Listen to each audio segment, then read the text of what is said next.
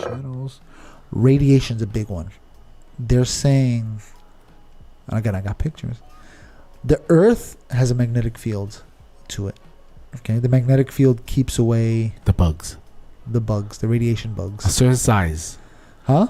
A certain size.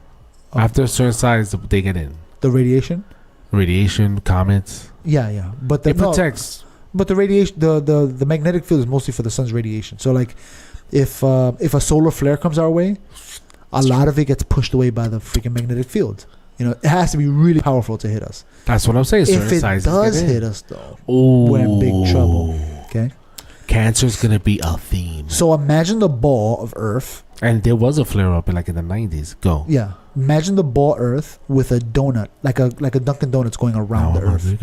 In the middle of the donut's the Earth. So that donut that goes around it, the bubble that goes around it, that's how the field is. It's called the Van Allen belt. It's nice, right? It's very nice. It's pretty. Yeah. So the top of it. I almost feel like this is kind of spiritual. What the the image. Oh yeah. You know what I mean? Yeah. You know what I'm talking about, right? Yo, the interesting thing about it is that the tops of it hits the North Pole and the South Pole. When the radiation hits it, it goes around it. Yeah, that's what I'm saying. Hits the top. And the radiation hits the top of the planet, and then you look up in the sky and you see green and yellow, and it's beautiful. It's called Aurora Borealis. But we see that differently. But if you look at it, certain different instruments, you can see the different. Oh yeah, you can see everything happening. Yeah, and we see. Like a fire we only see the visual stuff. Oh my gosh! So the problem is that we're fucking nerds. Yeah. Sorry, everybody. That belt that goes around the Earth sometimes holds a lot of radiation. You know, because magnets, it kind of holds it there. That's its purpose. So they show, if you went straight shot, there's a point in that bubble where there's mad radiation. It's like a bubble, a circle. It's like a convergence of the belt. Then further out, towards the edge of the dome, is another high radiation zone. These 2 points. In the middle, everywhere else is pretty light radiation. They basically say that even if you drive through the light area for like 4 hours, you get as much radiation as X-ray. It's almost nothing. And now if you have shielding, aluminum, even water would stop most of it. So even going through that for like 4 hours, you're fine. But if you go to the high radiation levels, you can die within minutes. You're done. Know? So, I actually have it on my phone. There's I looked at the picture of the route they took to go to the moon. Yeah. And they purposely took a route away from those belt areas to go around it, so they didn't have to hit it. So when people say, "Oh, there's no way they would survive the radiation," but they don't understand what they're looking at. Not what they're looking at, but they don't understand that NASA planned for the process. You know, this guy Van Allen, he discovered that stuff before the moon landing, so NASA knew about it. They're like, "Oh, okay, we got to be careful with these areas," you know.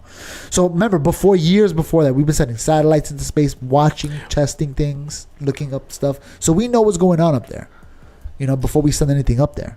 But what happened to the recent Artemis? What happened with that? Do you know what happened with that one? No, successful. It was just a flyby, right? Yeah. So far, successful missions all around. So they send the Artemis. The first one they sent was just unmanned to test the equipment. This is where we're at right now. Nobody needs to be on that ship anymore, and we could just do the mission without anybody. Yeah, and it's autonomous. So did India, right? It was also autonomous. I got the impression it was. I have no idea. Maybe, yeah. But why was what I mean? We don't need to send. The need to send astronauts was a show off move. We don't do that no more. There's no need for wait, hold on. The astronauts we sent were military guys. Remember, the first man was one step for man, and the man. So we send the cowboys up first because they make the decisions. They have to make those quick. There's an emergency. Yeehaw. We don't have emergencies no more. No, it's all automated. Everything. Now we can send the nerds. We're safe. Nerds. Don't send the fucking nerds. We need to send the nerds. They're the scientists. How about send no one? We have the technology, and we can make the ship more faster. But we want to make a base on the moon. Remember? No life support needed. Yeah, of course. But they want to make a base on the moon. No, first they're gonna do just like they did with Artemis. They're gonna send Artemis, do a flyby, and the next one is gonna be Artemis throwing down and landing. No, that's not the next one either. Shut your mouth. The next one is people going around there. No, pendeja. Eventually, they're gonna. I would do it. That you set up, automate, build the base, and then bring the humans. Oh yeah, you're building the hotel remotely. I think they're gonna do that. Call Elon with Elon. Yeah, I think they're gonna work on that now. So what they're gonna do is they're gonna get the people there first, make a small base, Jamestown. Ooh. Do you watch the show? And then they're gonna have automated ships come and drop supplies. Yeah. Go ahead. But Artemis is on. I think if I understand, Artemis is on track. Everything's on track. It's gonna be 2027, I think, when they first land. The first time they land a person on the moon. So it's gonna be a while before Artemis gets there. You know. So the Van Allen belt, they just don't understand what they're looking at. They don't understand science. So niggas don't know.